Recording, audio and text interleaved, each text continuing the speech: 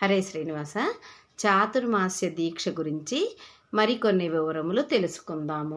నరేంద్ర, ఏ ద్విజమోత్తముడు స్నాన సంధ్యాది నిత్య కృత్యములను సమాప్తి చేసి సూర్య మండలము మధ్య గల నారాయణుని ధ్యానించుచు సూర్యునికి అర్ఘ్యప్రదానము చెయ్యునో, చాతుర్మాస్య వ్రత సమాప్తి యందు ఎరుపు రంగు గల వస్త్రమును బంగారమును గోవును దానము చెయ్యునో అతడు పరిపూర్ణ ఆరోగ్యవంతుడు అగును.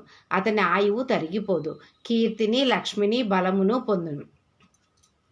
నరేంద్ర, భక్తిపూర్వకంగా చాతుర్మాస్య వ్రతమును స్వీకరించి అందు సప్త ఆహుతులతో కూడిన మంత్రములను కానీ గాయత్రి మంత్రములను కానీ జపించుచు ప్రతిదినము 108 కానీ అథవా 28 కానీ తిలహోమమును చాతుర్మాస్యలలో చేయునో, వ్రత సమాప్తి యందు తిలపాత్రమును జ్ఞానవంతుడైన విప్రమోత్తమునికి దానమునర్చునో అతడు మనోవాక్కాయములచే జనించిన సంచిత పాపముల నుండి విముక్తుడగును.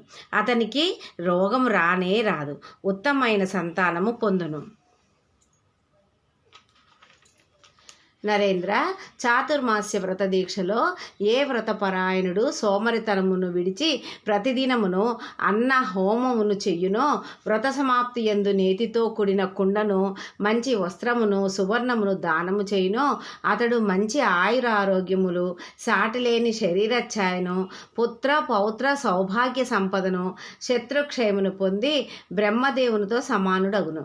రాజోత్తమ, చాతుర్మాస్యలలో అశ్వత్థ నారాయణుని అంటే అశ్వత్థ వృక్షమును సేవను ఎవడు చేయునో అతడు సమస్త పాపముల నుండి విముక్తుడగును. అటు తర్వాత విష్ణు భక్తుడగును. వ్రత సమాప్తి యందు వస్త్రమును బంగారమును యోగ్యుడైన బ్రాహ్మణునికి దానం ఇయ్యవలను. అట్లు చేసిన వానికి రోగములు రానే రావు, సంపూర్ణ ఆరోగ్యముతో నుండును. రాజేంద్ర, శ్రీ మహావిష్ణువునకు అత్యంత ప్రీతిపాత్రమైన తులసీ దళములను పూజించి ఎవడు ధరించునో అతడు సర్వ పాపముల నుండి విముక్తుడై విష్ణులోకం పొందుచున్నాడు. పాండునందన, తర్వాత విష్ణు భగవాన్ ఉద్దేశించి బ్రాహ్మణులకు భోజనం ఇడవలెను. చాతుర్మాస్యలలో భగవంతుడు శయనించి ఉండు సమయమున ఏ మానవుడు ప్రతిరోజున ప్రాతకాలమందు అమృతము నుండి పుట్టిన దుర్వాదళమును మంత్రమును ఉచ్చరించుచు శిరస్సున ధరించునో, చాతుర్మాస్య వ్రతాంతమంతా కురుకుల సార్వభౌమ బంగారముతో చేసిన దుర్వాదళమును దక్షిణ సహితముగా మంత్రమును పలుకుచు దానము చెయ్యవలను. ఓ దుర్వాదళమా, ఎట్లు నీవు శాఖోపశాఖలతో భూమండలంన విస్తారంగా వ్యాపించి ఉంటివో అటులనే నా సంతానము వంశము పరంపర వ్యాపించి జరా మరణ రహితముగా నుండునట్లు అనుగ్రహించమని మంత్రార్థము. అతనికి అశుభము అన్నిటికీ జరగనే జరగదు, సర్వ పాపముల నుండి విముక్తుడగును. అతడు ఇహలోకమున సమస్త భోగములను అనుభవించి అంతమందు స్వర్గమును పొంది మహాదివ్యములను చూరగొనును. నరేంద్ర, శివుడు కాని కేశవుడు కాని ఇరువురు దేవదేవులే. నిత్యము చాతుర్మాస్యలలో వారిరువురిలో ఎవరి ఎదుటనైనను పాటలు పాడి భజన చేసినచో జాగరణ ఫలము లభించును. రాజోత్తమ, చాతుర్మాస్య వ్రతాచరణపరుడు చక్కగా మ్రోగునటువంటి కంచు గంటను భగవంతుని కొరకు దానము చెయ్యవలెను. దాన సమయమున సరస్వతిని ప్రార్థించవలెను. హే సరస్వతి, నీవు జగత్తును నియమించు దానవు, సాక్షాత్ బ్రహ్మదేవుని పత్నివి, విష్ణు రుద్రాదులచే స్తుతింపబడు దానవు.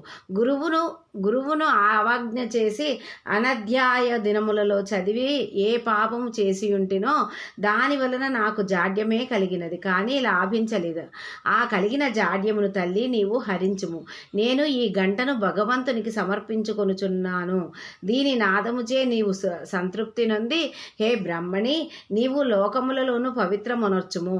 సెలవు దినములలో అధ్యయనమునర్చిన మహాపాపము వచ్చును కాన ఆ దినములలో చదవరాదు. చతుర్దశి, పూర్ణిమ, అమావాస్య, అష్టమి, పాడ్యమి ఇవి సాధారణ సెలవులు. దినములు మరికొన్ని సెలవు దినములు కలవు. నరేంద్ర, చాతుర్మాస్య వ్రతమునందు ప్రతిదినము బ్రాహ్మణుడు నా స్వరూపుడిగా భావించి భక్తితో అతన్ని పాదోదకమును పానము చెయ్యు మానవుడు మనోవాక్కాయ కర్మలచే కలిగిన పాపముల నుండి విముక్తుడగుచున్నాడు. మరికొన్ని విషయములు మరి యొక్క ఎపిసోడ్లో తెలుసుకుందాం. జై శ్రీకృష్ణ.